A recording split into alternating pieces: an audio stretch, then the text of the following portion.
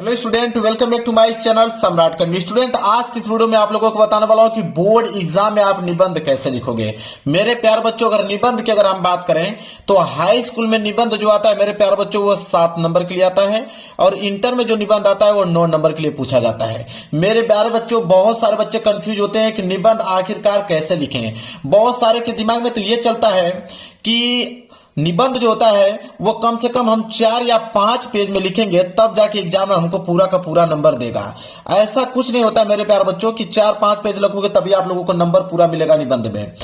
क्या एग्जामिनर देखता है निबंध में कि अगर आप ढंग से अगर 2 पेज भी लिखे रहोगे निबंध तो आपको पूरा का पूरा नंबर दे देगा। बस लिखने का तरीका सही मालूम होना चाहिए। तो आज की इस वीडियो में मैं टॉपिक आपको बिल्कुल क्लियर करा देता हूं कि निबंध कोई भी आ जाएगा तो आप उसको मेरे प्यार बच्चों कैसे लिखोगे कि एग्जामिनर आप लोगों को 7 में 7 नंबर और 9 में 9 नंबर आप लोगों को दे, चाहे आप क्लास 10th में हो चाहे आप क्लास 12th में हो। मेरे पास क्लास 10th 2026 बोर्ड का एक वायरल पेपर है हिंदी का, और इस हिंदी के पेपर में जो निबंध दिया गया है उसको मैं खुद लिख के अपने हाथों से दिखाने वाला हूं, और इतना क्लीन लिख के दिखाने वाला हूं आप तरीका समझ जाओगे, और आपके पास कोई भी निबंध आएगा तो आप उस ढंग से अगर आप लिख दोगे तो आप 2-2.5 पेज भी लिख दोगे तो आपको नंबर पूरा का पूरा मिल जाएगा। ये 4-5 पेज लिखने की कोई जरूरत नहीं है। और एक चीज और मैं बता देता हूं, किताब से और याद करने की भी जरूरत नहीं है।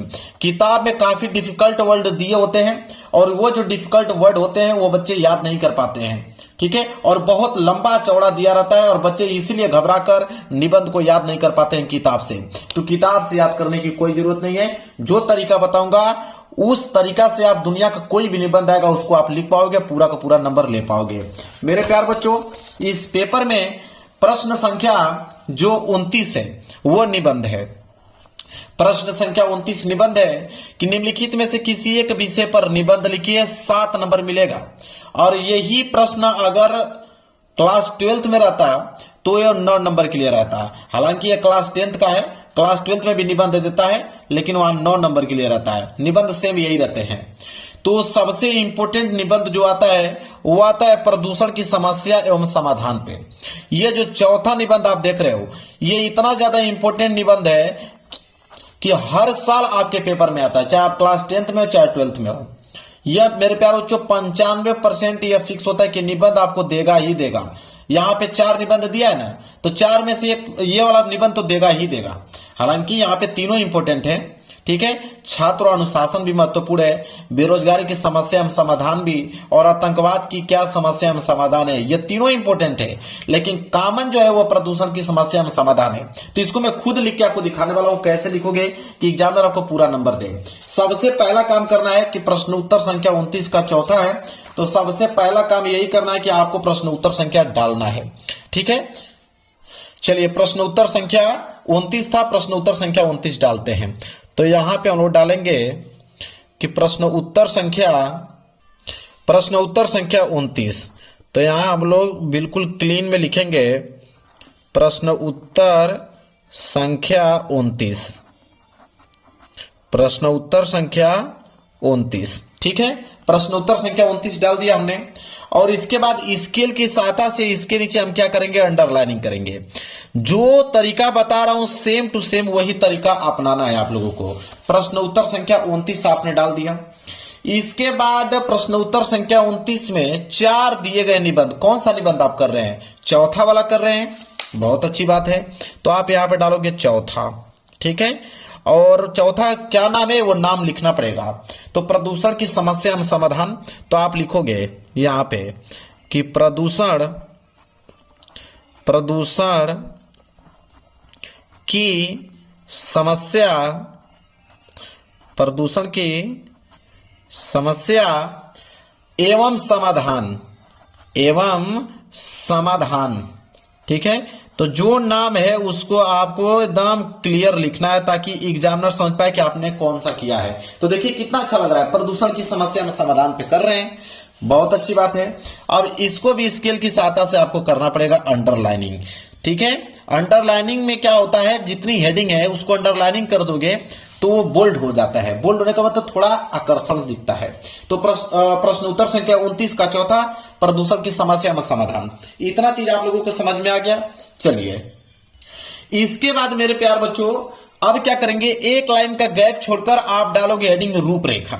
सबसे ज्यादा इंपॉर्टेंट हेडिंग है मेरे प्यारे बच्चों रूपरेखा, ठीक है। एग्जामिनर अगर ये आपने रूपरेखा डाल दिया तो एग्जामिनर इसी को देखकर नंबर आप लोगों को दे देगा, क्योंकि जितने भी समझदार स्टूडेंट होंगे, जितने भी टॉपर स्टूडेंट होंगे, वो रूपरेखा डालेंगे ही डालेंगे।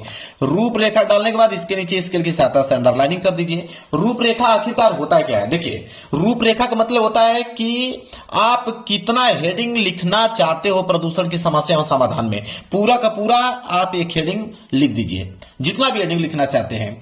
तो चलिए हम क्या करना चाहते हैं, पहली हेडिंग लिखना चाहते हैं। पहली हेडिंग लिखेंगे हम लोग प्रस्तावना। तो पहली हेडिंग अगर प्रस्तावना लिखना है तो आपको यहां पर लिखना पड़ेगा प्रस्तावना। ये हो गया पहली हेडिंग कि प्रस्तावना में लिखूंगा ही लिखूंगा भाई। इसके बाद दूसरी हेडिंग, प्रस्तावना के बाद आप क्या हेडिंग लिखना चाहते हैं, प्रदूषण का अर्थ, ठीक है, कि प्रदूषण का क्या अर्थ है। तो हम दूसरा नंबर पे लिखेंगे प्रदूषण का अर्थ, प्रदूषण का अर्थ। यह हो गया हमारी दूसरी हेडिंग, ठीक है। दूसरी हेडिंग के बाद अब तीसरी हेडिंग क्या डालना चाहते हैं, तो हम तीसरा हेडिंग लिखेंगे प्रदूषण के प्रकार कितने हैं। तो अब तीसरी हेडिंग में लिखेंगे यहां पे कि प्रदूषण के प्रकार, प्रदूषण के प्रकार। यह हो गया हमारी तीसरी हेडिंग प्रदूषण के प्रकार। इसके बाद हम डालेंगे चौथी हेडिंग, ठीक है। चौथी हेडिंग हमारा रहेगा कि समस्या तथा समाधान, कि प्रदूषण के क्या समस्या है उसका हम समाधान कैसे करेंगे। तो समस्या तथा समाधान, समाधान ये हो गया हमारी चौथी हेडिंग। ये हो गया हमारी चौथी हेडिंग कि प्रदूषण की समस्या तथा समाधान क्या है। और पांचवी हेडिंग हो जाएगा हमारा उपसंहार। बिल्कुल मेरे प्यारे बच्चों, कम से कम आपको 5 हेडिंग तो लिखना ही लिखना है। यह हो गया तरीका मेरे प्यारे बच्चों रूपरेखा का, कि रूपरेखा में 5 हेडिंग मैंने डाल दिया। यही 5 हेडिंग में मैं पूरा का पूरा समाप्त कर दूंगा निबंध। अब इतना रूपरेखा आपने डाल दिया, एक लाइन का गैप छोड़िए मेरे प्यारे बच्चों। अब पहली हेडिंग जो प्रस्तावना है उसको यहां पे डालिए। तो यहां पे डालेंगे पहली हेडिंग, और हेडिंग को हमेशा ब्लैक पेन से डालना है। तो यहां पहली हेडिंग प्रस्तावना है तो इसको हम डालेंगे ब्लैक पेन से। ये हो गया हमारी पहली हेडिंग प्रस्तावना, ठीक है। इसके बाद स्केल की सहायता से इसके नीचे हम करेंगे अंडरलाइनिंग, ताकि दिखने में अच्छा लगे। अब यहां पे हम कर देंगे अंडरलाइनिंग। ये हो गया हमारा प्रस्तावना। अब देखिए जो तरीका मैं बता रहा हूं, प्रस्तावना में क्या होता है कि आप प्रदूषण की समस्या में समाधान को किस प्रकार व्यक्त करना चाहते हैं, ठीक है, वो एक शॉर्ट फॉर्म में आप लिखिए। अब मैं आपको बताऊं, किताब से लिखने की जरूरत नहीं है, आपके दिमाग में जो भी चीजें हैं प्रदूषण की समस्या में समाधान से रिलेटेड उसको आप लिखना चालू करिए, बिल्कुल सरल भाषा में, ताकि एग्जामिनर समझ पाए, ठीक है। तो हम लिखेंगे क्या, लिखेंगे कि देखिए आजकल प्रदूषण की समस्या बहुत ज्यादा बढ़ रही है। कितना सिंपल वर्ड है और कॉमन वर्ड भी है। तो लिखेंगे हम लोग कि आजकल, लिखेंगे कि आजकल प्रदूषण की समस्या, देखिए बिल्कुल मैं आप लोगों के सामने लिख के दिखा रहा हूं, ठीक है, कि आजकल जो प्रदूषण की समस्या है, आजकल प्रदूषण की समस्या बहुत ज्यादा बढ़ रही है। लिखेंगे बहुत ज्यादा बढ़ रही है। तो लिखेंगे बहुत ज्यादा बढ़ रही है। जो चीज आपके दिमाग में चल रहा है वो चीज आप यहां पे लिखना चालू कीजिए। मेरे दिमाग में तो यही चला कि आजकल प्रदूषण की समस्या बहुत ज्यादा बढ़ रही है, ठीक है। लिखेंगे इस समय हमारे सामने सबसे बड़ी चुनौती जो पर्यावरण को बचाने का है, ठीक है। लिखेंगे कि इस समय, देखिए कितना सरल भाषा है, कि इस समय हमारे सामने, यहां से लिखेंगे इस समय हमारे सामने सबसे बड़ी चुनौती, सबसे जो बड़ी चुनौती है, सबसे बड़ी चुनौती, ठीक है, वो क्या है, प्रदूषण को बचाने का है। तो सबसे बड़ी चुनौती पर्यावरण को बचाने का है, ठीक है, क्योंकि पर्यावरण को दूषित करता है प्रदूषण, ठीक है। पर्यावरण को बचाने का है,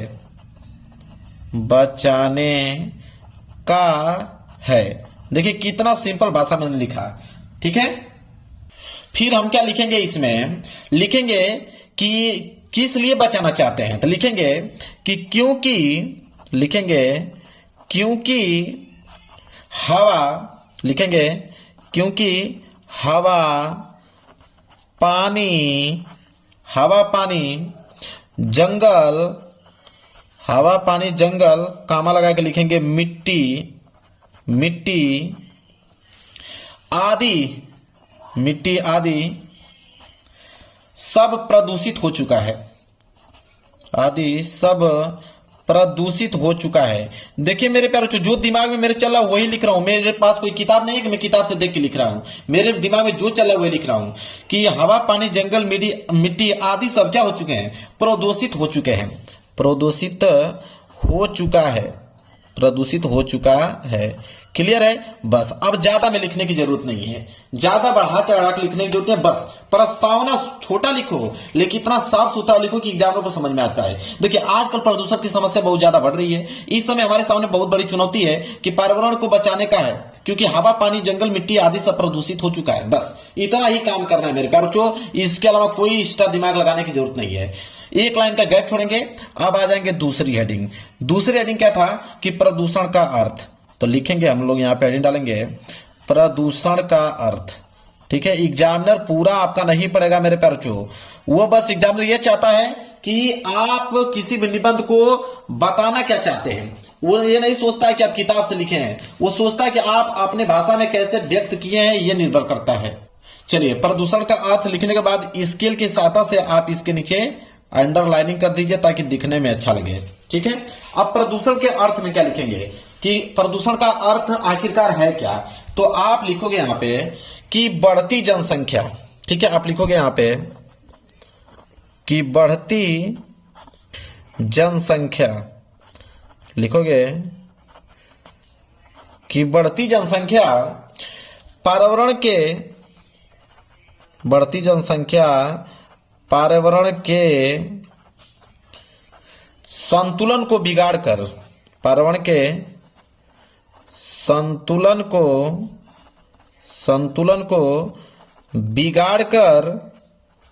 बिगाड़कर ऐसे लिखोगे, संतुलन को बिगाड़कर दूषित कर देती है, दूषित कर देती है, संतुलन को बिगाड़कर क्या कर देती है, दूषित कर देती है, दूषित कर देती है। इसके बाद खड़ी पाई लिखोगे।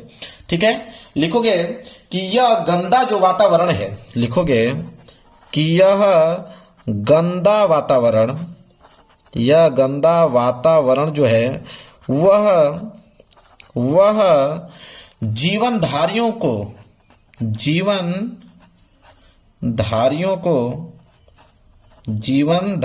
को यह गंदा वातावरण जो है वो जीवनधारियों के लिए, आपको ना लिखिएगा के लिए हानिकारक है, के लिए हानिकारक है, ऐसे मेरे प्यारों से लिखोगे हानिकारक है। ठीक है, खड़ी पाई। अब प्रदूषण के अर्थ में बस इतना ही लिखना है, ज्यादा नहीं, बस इतना हो गया। बहुत बड़ी बात है कि बढ़ती जनसंख्या पर्यावरण के संतुलन को बिगाड़कर दूषित कर देती है और यह गंदा वातावरण जीवनधारियों के लिए हानिकारक है। बस इतना पॉइंट आपको लिखना है। इसके बाद पेज आपका भर गया, कोई दिक्कत नहीं है, पेज भर जाए तो आप यहाँ पे लिख दो PTO, पेज टर्नओवर। पेज को आप पलट दो, कोई बात नहीं है। पेज को पलटने के बाद इधर आप लिख सकते हैं। चलिए इधर लिखेंगे हम लोग तीसरी हेडिंग। तीसरी हेडिंग हमारी क्या थी, वो था कि प्रदूषण के प्रकार। ठीक है, लिखेंगे कि प्रदूषण के प्रकार, ये हो गया हमारी तीसरी हेडिंग कि प्रदूषण के प्रकार।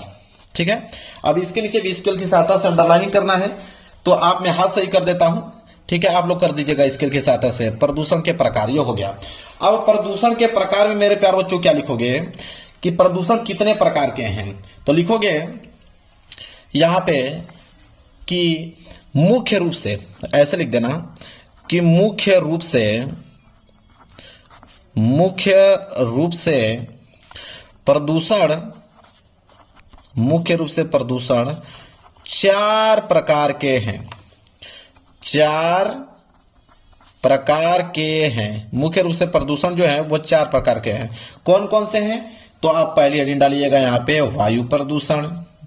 ठीक है, वायु प्रदूषण। अब वायु प्रदूषण के बारे में जो चीज जानते हैं उसको थोड़ा बहुत यहाँ पे बढ़ा चढ़ा कर लिख दीजिए कि वायु प्रदूषण है क्या।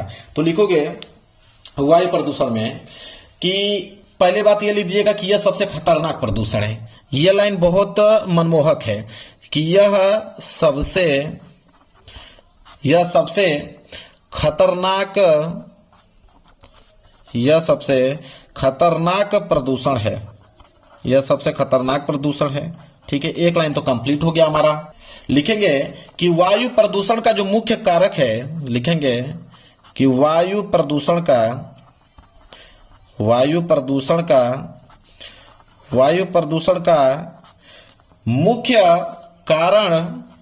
मुख्य कारण क्या है? उद्योगों और वाहनों से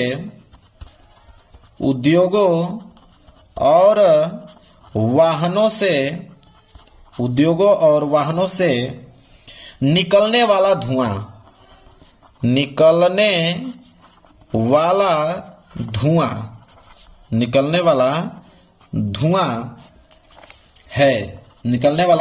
धुआं है। लिखेंगे कि वायु प्रदूषण के